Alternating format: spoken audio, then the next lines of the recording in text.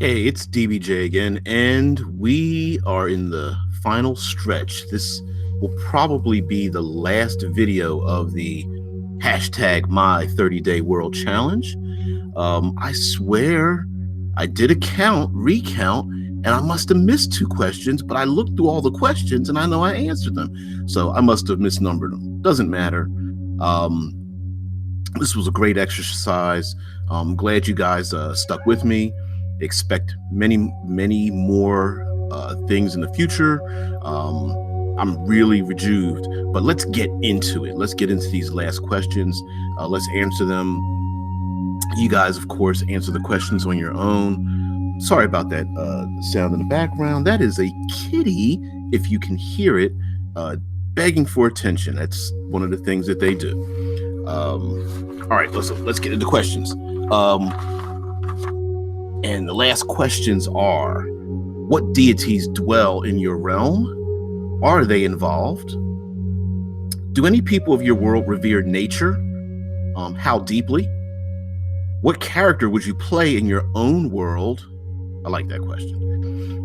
What is a legendary relic of power in your world? And lastly, are the lands cartographed? Where are the boundaries? So, the first question, what deities dwell in your realm and are they involved? Now, in my world, of course, if you've been keeping track, I have the three kneeling gods, and they are the red god, the black god, and the white god. The red one of blood and fire, the black one of shadow and stone, and the white one of winter and bone. And they are greatly involved. They are like the prototypical Greek gods, where they are seen and take place in the world and appear before people far more often than would normally be seen by gods or primordials that do not involve themselves in human endeavors. Now, in my world, they are almost universally seen kneeling down in the background. And so those of a religious nature, those are kitty, really?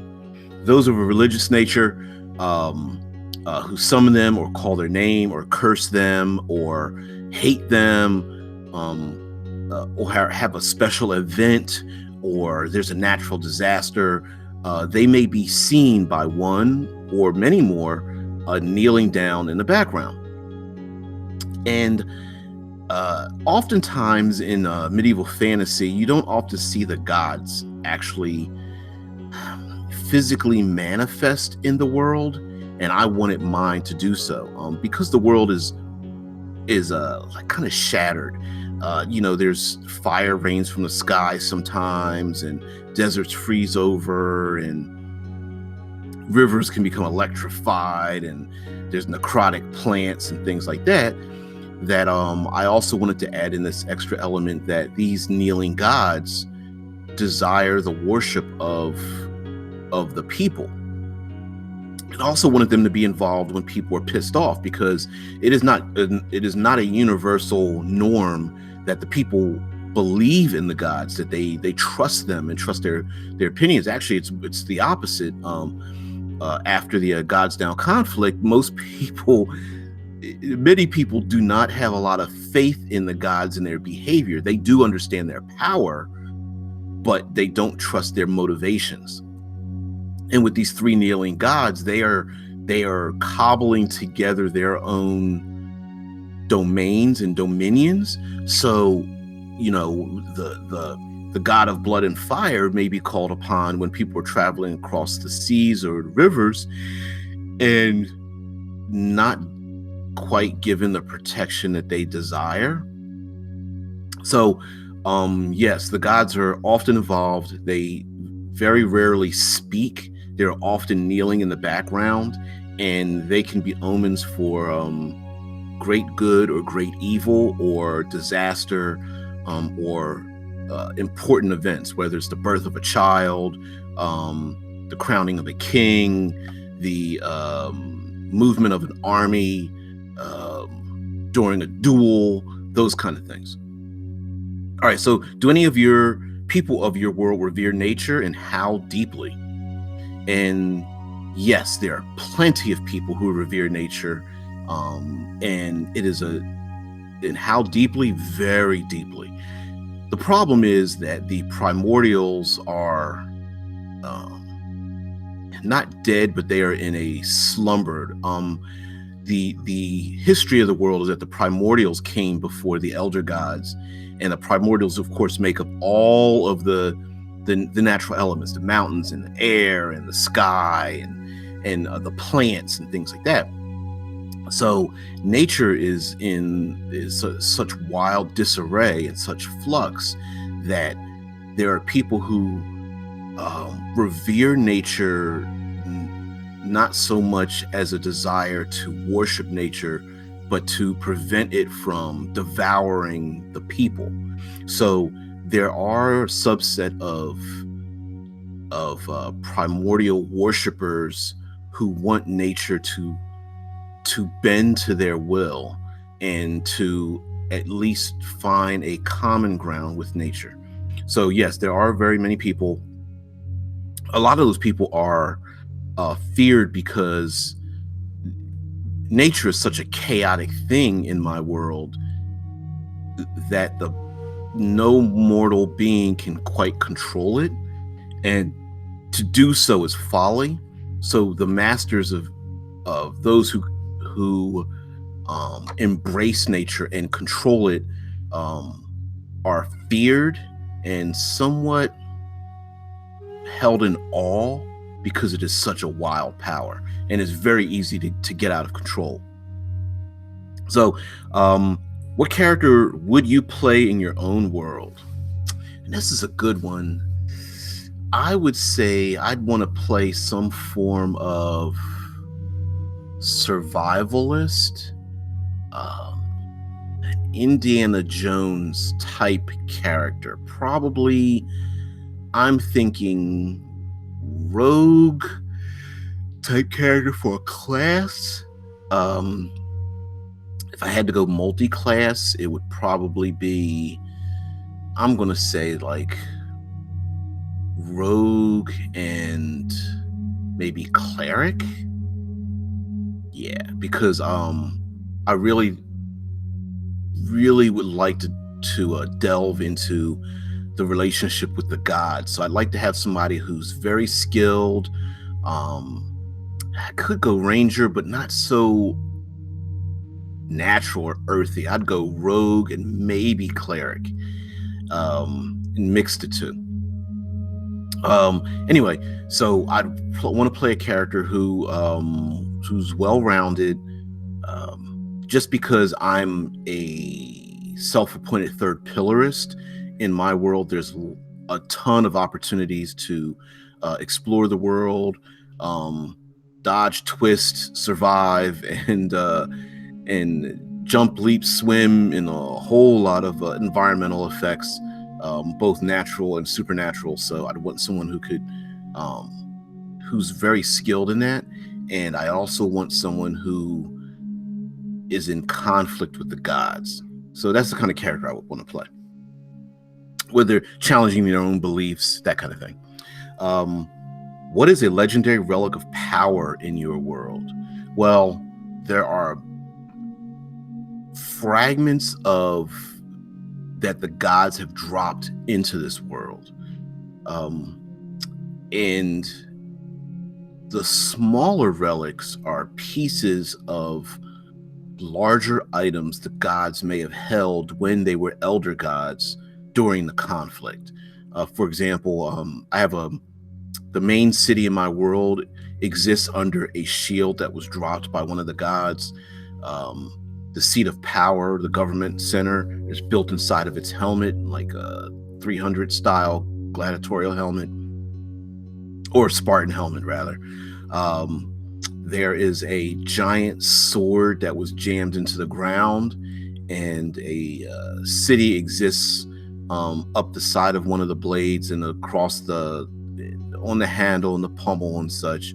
There's a city built in the remnants of a giant mechanical, maybe like a watch or a clockwork kind of thing. And the gnomish people, who are the descendants of elves and dwarves in my world, keep the city running.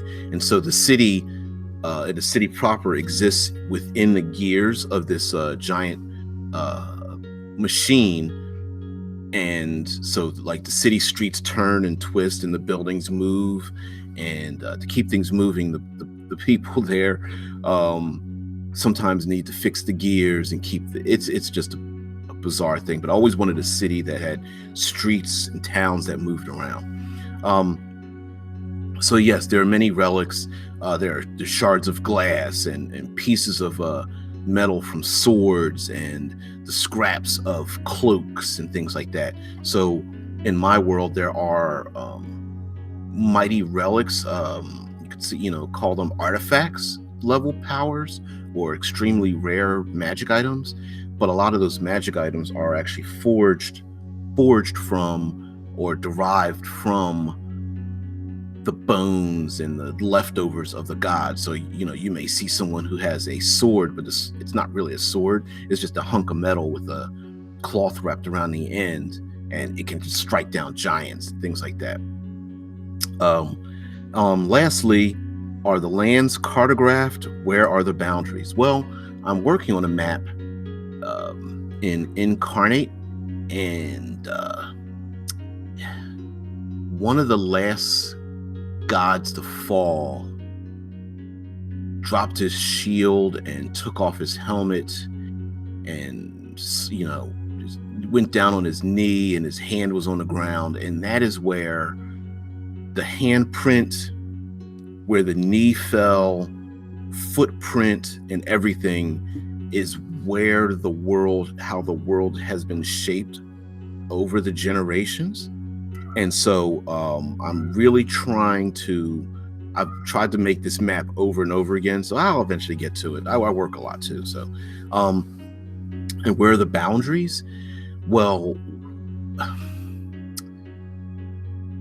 after the Gods Down conflict, the people had to run and hide, and they took shelter in what you kind of consider four corners of the world.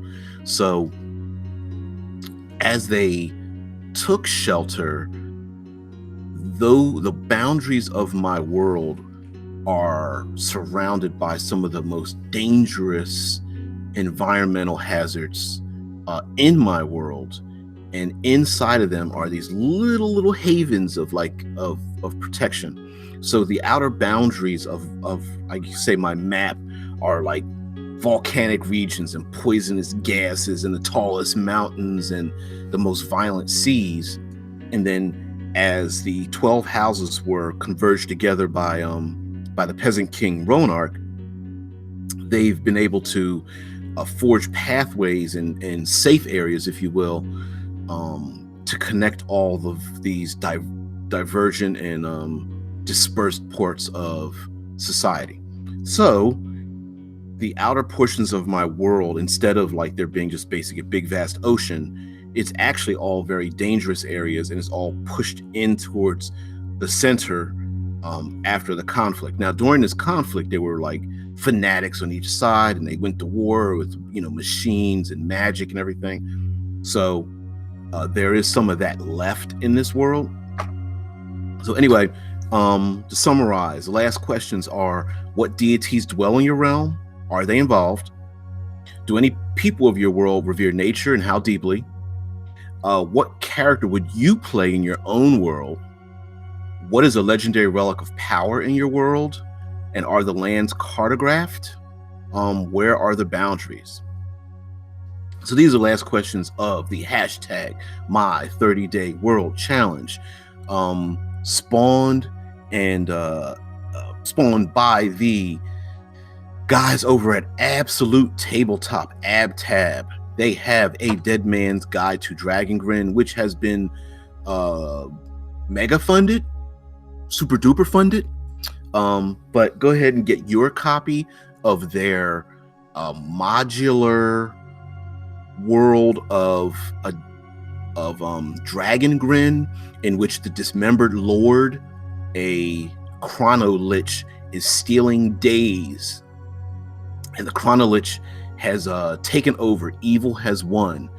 There was an event called Lightfall where all the heroes of good were defeated. Evil has won and taken over the world, and you are the remnants of people. You are what you in this world would be a hero who might get crushed if you poke your head up. It is a very dark and sinister world. Take advantage of the Kickstarter. Of course, I have. I am DBJ. All links below. Below the questions are in the details. Please comment. Like, share, subscribe, whatever, what have you. I will be producing other videos, so please look forward to that. Thank you for patronizing Critical Hit Publishing and going over to DriveThruRPG. I am a contributing writer to Critical Hit Publishing. My little baby is the cinematic environs. You will see more of that from me as well.